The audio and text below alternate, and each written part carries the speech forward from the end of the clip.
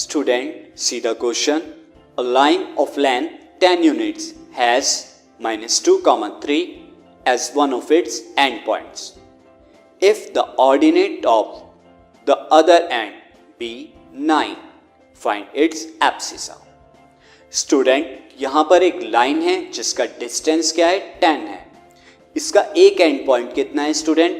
-2, 3 and other जो है point, other and point है, उसका ऑर्डिनेट क्या है 9. ऑर्डिनेट क्या होता है? y कोऑर्डिनेट होता है पॉइंट का.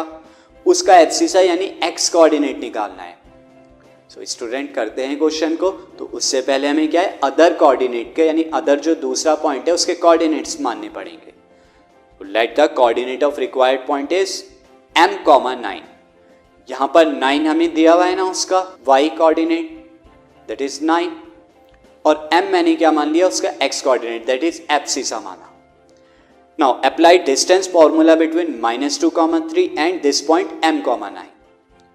So distance will be under root m minus -2 whole square plus 9 minus 3 whole square.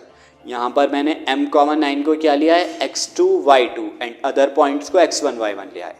So that is equal to m minus plus 2 whole square plus 9 minus 3 is 6 square. Now according to problem this distance is equal to 10. So put it equal to 10. Now squaring both side, यहाँ से root हटाना है हमें. So m plus 2 whole square plus 6 square is equal to 10 square is 100. Now m plus 2 whole square plus 6 square is 36 equal to 100. Now m plus 2 whole square is equal to 100 minus 36 equal to 64. Now student मैं 64 को 8 square लिख सकता हूँ. So m plus 2 whole square is equal to 8 square. This implies m plus 2 equal to plus minus 8.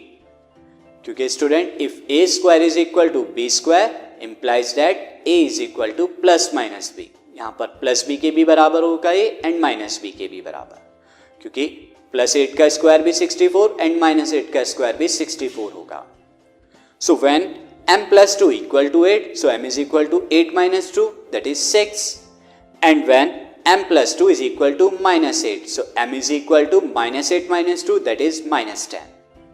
So the abscissa of required point is 6 or minus 10 and the point will be 6, 9 or minus 10, 9. So question is completed.